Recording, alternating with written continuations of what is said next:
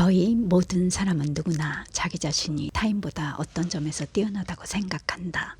따라서 상대방의 마음을 확실하게 사로잡는 방법은 당신이 그들의 중요성을 알고 있다는 것을 은연중에 그들에게 알려주고 성실하게 그들의 중요성을 인정하는 것이다.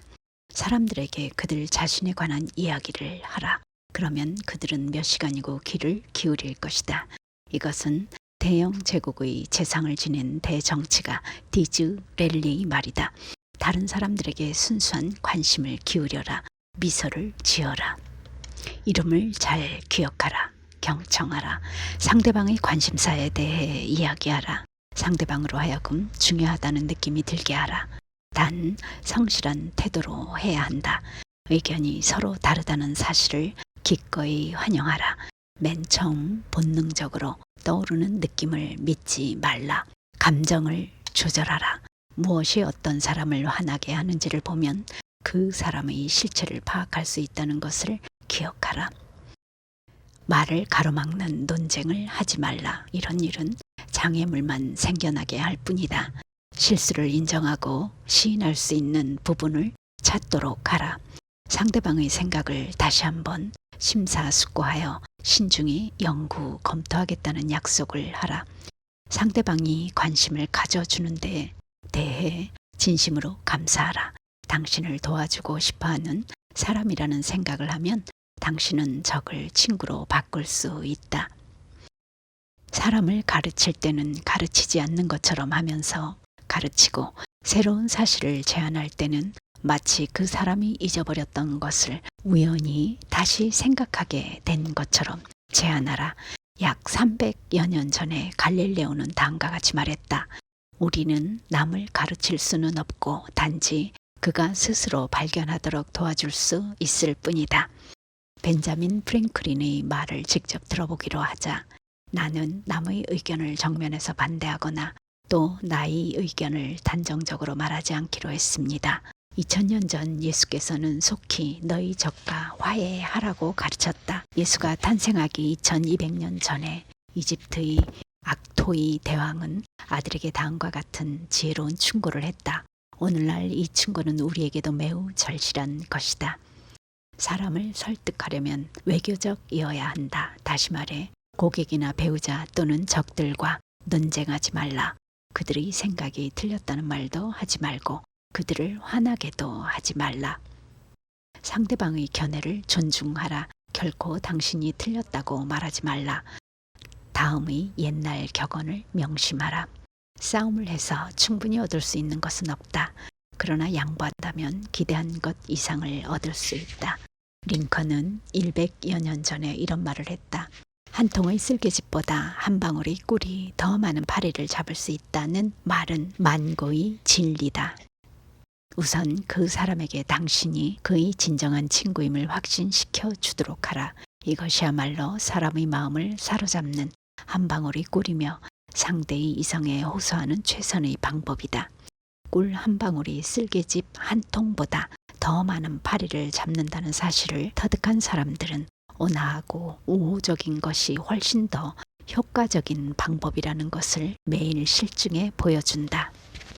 인간의 본성에 대한 이솝의 진리는 26세기 전의 아테네에서와 마찬가지로 오늘날 여전히 진리로 남아있다. 햇님은 바람보다 빨리 당신의 옷을 벗길 수 있다. 또한 친절한 태도와 우호적인 방법은 이 세상의 온갖 공갈과 비난보다 더 쉽게 사람들의 마음을 바꾸어 놓는다. 중국인들은 지혜가 풍부한 동양의 옛 격언을 알고 있다.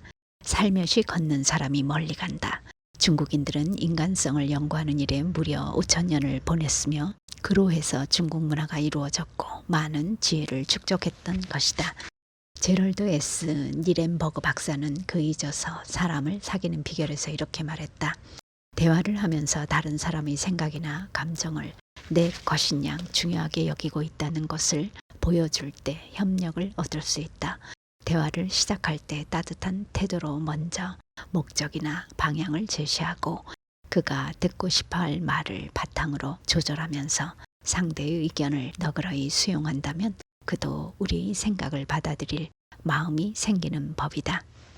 상대방의 관점에서 사물을 볼 수 있도록 성실히 노력하라. 상대방의 생각이나 욕구에 공감하라. 그렇게 생각하시는 것이 지당합니다. 제가 당신이었더라도 역시 그렇게 생각하고 있을 테니까요. 아무리 고약한 사람이라도 이렇게 대답하면 점잖아지지 않을 수 없다. 왜냐하면 100%의 성의로 말하게 되기 때문이다. 상대의 입장이 되면 상대와 같은 생각을 하게 되니까 말이다. 인간은 모두 다 동정심을 갈망한다. 어린이는 자기 상처를 무척 보여주고 싶어하며 심지어 동정심을 많이 받고 싶어하는 나머지 상처를 만들기도 한다. 이와 마찬가지로 어른들도 상처를 보여주고 싶어하며 사고나 질병, 특히 외과 수술 같은 것은 하나하나 다 이야기하려고 한다. 어떤 상황에서든 불행에 대한 자기 연민은 모든 인간이 느끼는 감정이다. 칭찬과 감사의 말로 시작하라. 다른 사람으로부터 적극적인 호응을 얻길 바란다면 즉시 실행하라. 칭찬으로 시작하는 것은 마취제를 써서 마취를 한 후 일을 시작하는 치과 의사와 같다. 환자는 이를 뽑히지만 마취제가 아픔을 억제해주고 있는 것이다. 지도자는 그런 방법으로 사람을 다루어야 한다. 실수를 간접적으로 암시하는 방법은 직접적인 비난에 매우 화를 내는 예민한 성격의 사람들에게 놀라운 효과가 있다. 아주 작은 진전에도 칭찬을 아끼지 말라. 또한 진전이 있을 때마다 칭찬을 해주어라. 동의는 진심으로, 칭찬은 아낌없이 하라. 상대방에게 훌륭한 명성을 갖도록 해주어라. 토미야, 내가 듣기로는 너는 타고난 리더라더구나. 금년에 우리 학교 4학년 학급 중에서 우리 반을 최고로 만드는데 내가 도와줄 거라고 나는 믿는다. 그렇게 높이 평가를 해주자 비록 9살짜리 어린이긴 했지만 토미는 선생님을 실망시킬 수 없었다. 당신이 다른 사람의 태도나 행동을 바꾸는 훌륭한 지도자가 되고 싶다면 다음과 같이 하라. 격려해 주어라. 잘못은 쉽게 고칠 수 있다고 느끼게 하라.